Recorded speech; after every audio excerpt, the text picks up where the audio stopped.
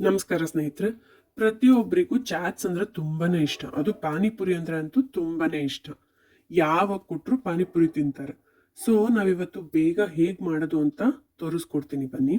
ಮೊದಲು ಮಿಕ್ಸರ್ ಜಾರ್ನಲ್ಲಿ ಸ್ವಲ್ಪ ಪುದೀನ, ಸ್ವಲ್ಪ ಕೊತ್ತಂಬರಿ ಸೊಪ್ಪು, ಹಾಗೆ ಶುಂಠಿ ಒಂದು ಸ್ವಲ್ಪ, ಜೊತೆಗೆ 5 ರಿಂದ 6 ಹಸಿಮೆಣಸಿನಕಾಯಿ, ಹಾಗೆ ಒಂದು 5 ಲವಂಗ, ಒಂದು ಅರ್ಧ ಟೀ ಸ್ಪೂನ್ನಷ್ಟು ಮೆಣಸುಕಾಳು, ಹಾಗೆ 1 ಟೀ ಸ್ಪೂನ್ನಷ್ಟು ಜೀರಿಗೆಯನ್ನು ಹಾಕೊಂಡಿದ್ದೀನಿ.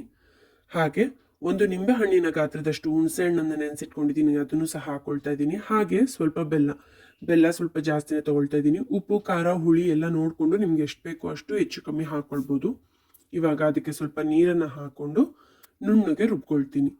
ಇದನ್ನು ನುಣ್ಣಗೆ ರುಬ್ಕೊಂಡ್ಮೇಲೆ ಇದನ್ನು ಸೋಸ್ಕೊಳ್ಳೋಣ.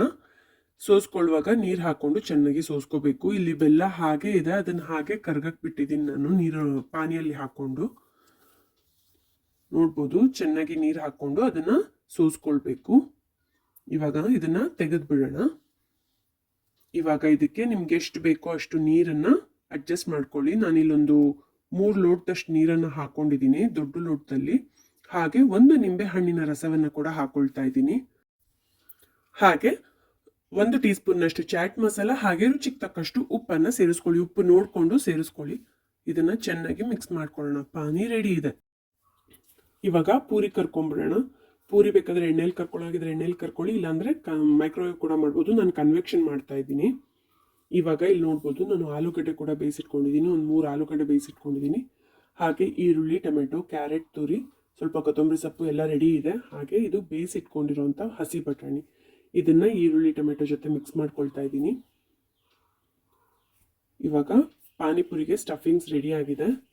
ಪೂರಿ ಒಳಗೆ ಆಲೂಗಡ್ಡೆ, ಹಾಗೆ ನಾವು ರೆಡಿ ಮಾಡಿಟ್ಕೊಂಡಿರೋ ಅಂಥ ಸಲಾಡು, ಇದನ್ನೆಲ್ಲ ಮಿಕ್ಸ್ ತುಂಬಿಕೊಂಡು ಇವಾಗ ಪಾನಿಯಲ್ಲಿ ಅದ್ದಿ ತಿಂತಾ ಇದ್ರೆ ಪಾನಿಪುರಿ ಸೂಪರಾಗಿರುತ್ತೆ. ತುಂಬ ಸುಲಭವಾಗಿ ಮಾಡ್ಕೊಳ್ಬೋದು. ನೀಟಾಗಿ ಸಪ್ರೇಟಾಗಿ ಮಾಡ್ಕೋ ಅದೆಲ್ಲ ಏನೂ ಬೇಡ. ಈ ರೀತಿ ಒಂದ್ಸರಿ ನೀವು ಖಂಡಿತವಾಗ್ಲೂ ಟ್ರೈ ಮಾಡಿ. ಹಾಗೆ ನಿಮ್ಮ ಅಭಿಪ್ರಾಯನ ತಿಳಿಸೋದನ್ನು ಮರಿಬೇಡಿ. ಧನ್ಯವಾದಗಳು.